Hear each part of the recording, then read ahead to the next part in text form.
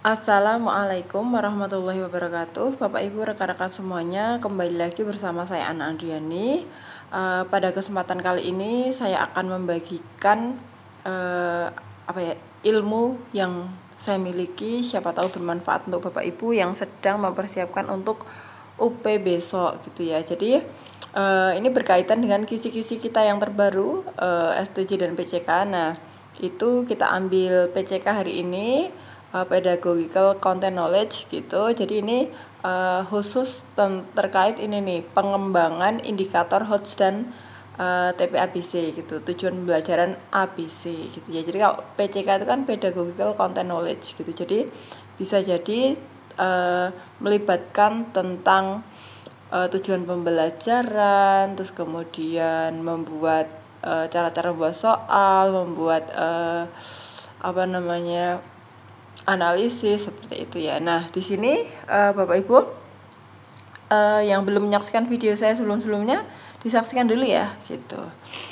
Ini langsung aja nih, mohon maaf baru bisa upload video ya, soalnya saya agak sibuk kemarin ada acara keluarga gitu. Terus ini nih Bapak Ibu, nah ini adalah daftar KKO. KKO itu adalah kata kerja operasional gitu ya. Ada C1, C2, C3, C4, C5 sampai C6 gitu ya. C1 itu mengetahui, memahami, C1 mengetahui, C2 memahami, C3 itu menerapkan. Nah, sampai di C3 ini termasuknya itu low gitu atau rendah, pemahaman rendah gitu ya, sampai C3. Nah, yang dimaksud dengan HOTS atau high order thinking skill, nah itu berpikir level tinggi itu mulai dari C4, minimal C4, menganalisis, mengevaluasi, mengkreasi atau mencipta gitu ya. Saya ulangi lagi, C1 sampai C3 itu hitungannya masih berpikir rendah. Kemudian kalau berpikir tingkat tinggi itu mulainya dari C4 sampai C6, menganalisis, mengevaluasi, mengkreasi gitu atau mencipta. Nah, di sini ada KKO yang kok kadang itu sama ya Bu ya, antara C2 dan C3, misalkan ini ada menghitung dengan menghitung. Ya benar, saya pernah diskusi dengan dosen juga yang terkait ini, yang beliau expert di bidang ini gitu. Beliau memberikan penjelasan bahwa memang kadang ya namanya kalimat atau kata-kata itu memang kadang mirip gitu loh. Ya maksudnya sama, bisa jadi sama, tetapi biasanya yang sama itu pun hanya KKO yang sebelahan dengan dia kayak gitu loh. Contoh ini menghitung. Ini kan ya memahami dan menerapkan seperti itu, tidak terus C2-nya menghitung kemudian C6-nya juga menghitung, tidak gitu ya. Jadi kita juga rasakan kalimatnya nanti seperti apa. Tapi biasanya KKO yang sama itu dia sebelahan gitu loh Bapak Ibu ya. Tidak terus drastis perbedaannya gitu. Nah, kalau tips dari saya, yang C1 sampai C3 itu jarang banget keluar. Yang sering keluar itu adalah HOTS ya, high order thinking skill. Nah, itu berarti yang ini nih, C4 menganalisis, mengevaluasi, mengkreasi. Maka Bapak Ibu harus hafal ini gitu ya. Harus hafal Bu, iya hafal, kalau nggak hafal gimana. Tetapi sebenarnya kan ini bisa kita rasakan ya, menganalisis itu gimana sih? Mengaudit, memeriksa, membuat garis besar, mendiagnosis. Nah itu kan kayak apa ya, sinonim gitu loh. Jadi mudah menghafalkannya ya Bapak Ibu ya. Oke, nanti kita latihan nih. Nah, ada banyak sekali, saya juga nggak hafal sih. Cuman kan kita bisa merasakan nih, kalau ada kalimat ini apa nih kategorinya, menganalisis, apa mengevaluasi, atau mencipta sesuatu yang baru, menyusun sesuatu yang baru kayak gitu ya. Oke, teorinya seperti itu, daftar KKO. Sekarang kita ke latihan soal nih. Oke. Langsung aja nih, contoh soal. Guru ingin membahas, sebentar sebelum ini Bapak Ibu bisa like dulu video saya, baru nanti kita lanjut. Di like dulu, yang belum subscribe jangan lupa subscribe biar saya tambah semangat. Guru ingin membahas transformasi geometri pada jenis pencerminan. Nah, ini ya. Nah, kayak gini loh Bapak Ibu. PCK tuh kayak gini ya. Jadi konten-konten pedagogik yang dimasukkan itu konten mapelnya juga dimasukkan di situ gitu ya. Saya ulangi lagi. Guru ingin membahas transformasi geometri pada jenis pencerminan. Guru menginginkan siswa dapat mempunyai kemampuan analisis yang baik. Maka indikator pencapaian kompetensi yang tepat apa? Nah, di sini lihat, guru pengen apa? Siswanya punya kemampuan analisis yang baik. Oh, berarti ini pengennya C4 ya. Nah, C4 nih. Maka di sini KKO-nya biasanya kita ambil yang mirip-mirip dengan C4 gitu ya. Nah, di sini nih ya. Seret tempat ini. Nah, di sini ada C4 nih loh ya. Ini C4 menganalisis. Nah, di situ ada KKO mengilustrasikan gitu. Enggak terus langsung itu langsung ilustrasi ya, kita baca dulu untuk meyakinkan, kita baca dulu ya. A. Memberi contoh penerapan pencerminan pada kehidupan sehari-hari. B. Ini saya blok dulu kemampuan analisis. Nah, pengennya kan ini nih. Nah, jadi kita lihat tujuannya utama apa gitu loh. Oh, mau mencapai C4. A. Bukan. B. Mengerjakan lembar LKPD ini ya. Bukan. C. Mengilustrasikan titik dan bayangan hasil pencerminan. D. Mencari contoh kontekstual pencerminan pada kehidupan sehari-hari. Oh, ini kurang E nih. Harusnya ini E. Nah, oke. Jadi jawabannya apa nih? Mengilustrasikan titik. Nah, ini kemampuan analisis. Kalau saya langsung KKO-nya apa nih? Mengilustrasikan gitu. Ini kalau saya loh ya, gitu. Saya C gitu.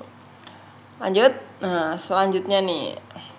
Seorang guru akan mengajarkan KD tentang aturan sinus dan aturan kosinus. Jika guru ingin siswa dapat menguasai kemampuan mengevaluasi dengan baik, maka IPK yang tepat apa? Membuktikan, mengevaluasi apa? Lihat aja nih, kalau saya langsung biasanya itu konsen ke KKO-nya, menyebutkan, kemudian ini membuktikan, memberikan contoh, menghitung, menerapkan. Nah, yang cocok untuk mengevaluasi itu apa? Ya membuktikan aturan sinus. Itu adalah evaluasi ya. Jadi bener nggak sih ini? Berarti kan kita mengevaluasi. Anaknya yang mengevaluasi gitu. Jadi jawabannya adalah yang B gitu. Lanjut. Nah, sebelum lanjut, komen dulu Bapak Ibu, gimana ini? Komen apa ya? Ya komen-komen aja.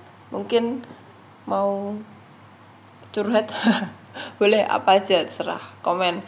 Terima kasih Bu Ane, misalkan kayak gitu. Atau Bapak Ibu bisa cerita dari sekolah, dari daerah mana gitu ya, bisa cerita. Guru matematika SMA kelas 10 akan membelajarkan KD 3.3, yaitu menyusun sistem persamaan linear 3 variabel atau SPLTV dari masalah kontekstual. Guru tersebut punya harapan mempelajari KD tersebut siswa mempunyai keterampilan berpikir mencipta. Nah, ini berarti C6 ya.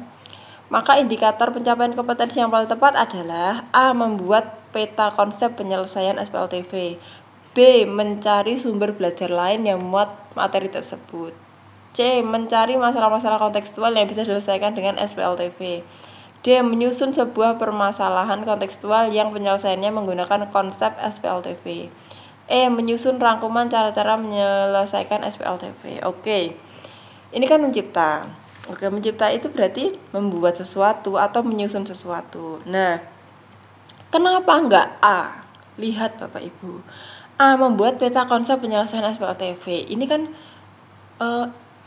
jadi C6 atau mencipta itu kan sebuah level berpikir yang tertinggi ya di dalam taksonomi Bloom ini ya. Otomatis kalau membuat peta konsep itu bukan sebuah level mencipta gitu.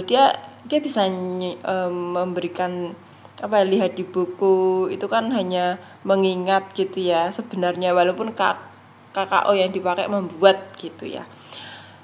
Jadi kalau saya yang cenderungnya enggak lah, bukan gitu.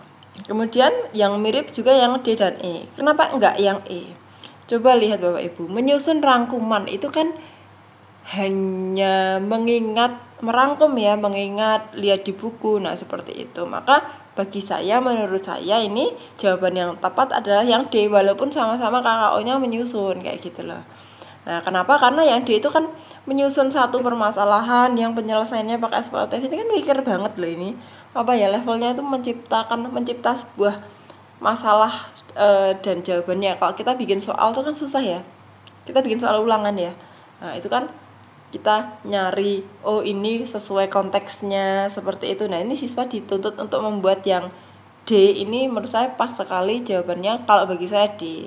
Bapak Ibu ada kok, apakah enggak setuju? Kalau enggak setuju bisa tulis di kolom komentar ya, mungkin bisa didiskusikan atau saya diberi masukan. Enggak Bu Ana, saya maunya jawab yang B misalkan. Ya monggo silahkan, nanti bisa disampaikan argumennya di kolom komentar. Saya agak sariawan mohon maaf. Lanjut ya. Guru matematika menginginkan siswanya punya penalaran ketika belajar suatu KD tentang kaidah penjajahan, kombinasi dan permutasi. IPK yang tepat apa? Punya penalaran ya, penalaran. Nah, biar menalar ini mana nih? Ya lihat aja ABCDE. A, menyebutkan rumus kombinasi. Oh, gampang banget menyebutkan ini C1 lah ya. B, menyimpulkan perbedaan permutasi dan kombinasi. Ya, ini menyimpulkan. Jadi, oh kalau permutasi begini, kalau kombinasi itu begini gitu. Nah, ini nalar ya. Yang C, menjelaskan aturan kaidah pencacahan. Nah, ini menjelaskan aturannya saja, berarti yang paling C1 C2 lah ya. D, mengidentifikasi fakta kaidah pencacahan. Nah, ini bisa yang mengidentifikasi itu termasuk rendah loh ya. Yang E, menyebutkan syarat permutasi, ini juga rendah gitu. Maka yang benar adalah yang B gitu. Penalaran itu juga HOTS loh ya Bapak Ibu. Berarti yang B, menyimpulkan perbedaan permutasi dan kombinasi. Ini sebenarnya kita sebagai guru matematika itu bisa merasakan kok Bapak Ibu. Ini yang pakai nalar yang mana, yang enggak yang mana. Kalau kita ngasih, mungkin enggak kita ulangan tuh ngasih soal gini, tuliskan rumus ini, kan enggak ya. Yang A itu loh menyebutkan rumus itu enggak mungkin gitu. Maka kita akan kasih soal di mana ada proses siswa mikir, nalar, kemudian nyimpulkan perbedaan. Oh, kalau ini begini, kalau ini begini, seperti itu. Jadi sebenarnya kita sebagai guru matematika itu bisa merasakan ini gitu ya. Lanjut nih. Rumusan tujuan pembelajaran berbasis ABCD yang tepat untuk mengembangkan kemampuan berpikir komunikasi matematis. Komunikasi matematis itu apa Bapak Ibu? Biasanya jadi ada sih di modul, saya lupa naruhnya di mana. Dulu saya waktu ngajar bimbel PPG itu juga biasanya pesertanya saya beri modul itu gitu. Itu tulisannya itu bukan untuk umum gitu. Tapi saya dapat. Kemampuan berpikir komunikasi matematis. Komunikasi matematis itu bagaimana kita mengkomunikasikan satu hal ke dalam bentuk model matematika, atau gampangnya adalah gini, memodelkan matematis gitu. Modelkan. Jadi ada permasalahan dalam kehidupan sehari-hari, kita buat model matematikanya. Itu namanya komunikasi matematis. Kita buat modelnya, kita buat diagramnya. Nah, seperti itu, kita buat simbolnya. Nah, itu namanya komunikasi matematis. Bagaimana kita mengkomunikasikan dalam bentuk matematis gitu. Nah, A, melalui pengerjaan LKPD, siswa dapat memodelkan masalah kontekstual ke dalam bentuk persamaan matematika dengan tepat. Yang B, melalui pengamatan video pembelajaran, siswa dapat menyebutkan benda-benda yang berbentuk tabung dengan tepat. C, melalui penggunaan alat peraga, siswa dapat menghitung jumlah rusuk 3 jenis prisma dengan tepat. D, melalui pengamatan video, siswa dapat menggolongkan masalah permutasi dan kombinasi dengan baik. E, melalui penggunaan alat peraga, siswa dapat mengukur tinggi tiang bendera dengan teliti. Nah, kalau di sini yang mau bisa mengkomunikasikan matematika tentu saja yang A, memodelkan masalah. Ini kata kuncinya ini, memodelkan. Lanjut. Rumusan tujuan pembelajaran berbasis ABCD yang tepat untuk mengembangkan kemampuan berpikir koneksi matematis. Apalagi nih koneksi? Koneksi apa Bapak Ibu? Wah, koneksinya banyak nih. Koneksi itu berarti hubungan ya. Hubungan apa? Bisa antar bab, bisa antar materi, bisa antar mapel. Gitu. Mengkoneksi, menghubung-hubungkan gitu ya. Itu kata kuncinya. Koneksi itu hubungan. Menghubungkan apa yang dihubungkan? Bisa antar bab, antar materi, antar mapel juga boleh. A. Melalui pengamatan video pembelajaran, siswa dapat menyebutkan benda-benda berbentuk tabung dengan tepat. B. Melalui penggunaan alat peraga, siswa dapat menghitung jumlah rusuk 3 jenis prisma dengan tepat. C. Melalui diskusi kelompok, siswa dapat menghubungkan pokok materi integral dengan percepatan dan jarak pada pelajaran fisika dengan tepat. Tentu saja jawabannya yang C, gitu ya, koneksi matematis gitu. Kalau yang D tidak, E juga tidak gitu. Sebenarnya yang D itu mirip loh ya, menyajikan data tinggi badan ke dalam bentuk diagram batang gitu kan. Nah, tapi di sini yang lebih tepat adalah yang C, menghubungkan antar pokok ini dengan ini gitu. Jadi yang dihubungkan adalah materi integral dihubungkan dengan materi fisika dalam percepatan dan jarak gitu. Itu Bapak Ibu. Lanjut. Nah, ini kok sudah ada kuncinya gini Bu? Iya, ini sebenarnya adalah modul bimbel saya gitu. Minta boleh nggak Bu? Ya nggak boleh. Ya nggak boleh. Versi lengkapnya ya tentu saja di bimbel saya gitu. Tapi nggak apa-apa, ini sebagian saya bahas di YouTube. Rumusan tujuan pembelajaran berbasis ABCD yang tepat untuk mengembangkan kemampuan berpikir kreatif adalah titik-titik. Oke, Bapak Ibu, mungkin itu saja dulu ya. Yang lain adalah ya nanti di bimbel. Bapak Ibu yang mau ikut bimbel saya nanti bisa daftar, tapi ini belum pembukaan. Pembukaannya nanti mungkin loh ya, Januarian lah ya. Kalau Bapak Ibu yang nggak mau ketinggalan info-info dari saya, silahkan join grup Telegram saya gitu ya. Ada di deskripsi video ini, insya Allah akan saya cantumkan gitu ya. Kapan Bu Ana buka bimbelnya? Nanti saya umumkan di YouTube dan juga di grup Telegram. Gercep kalau udah dibuka langsung aja daftar, karena biasanya kalau sudah waktunya saya mulai, saya nggak nerima anggota baru gitu. Oke, cukup, semoga bermanfaat. Wassalamualaikum warahmatullahi wabarakatuh.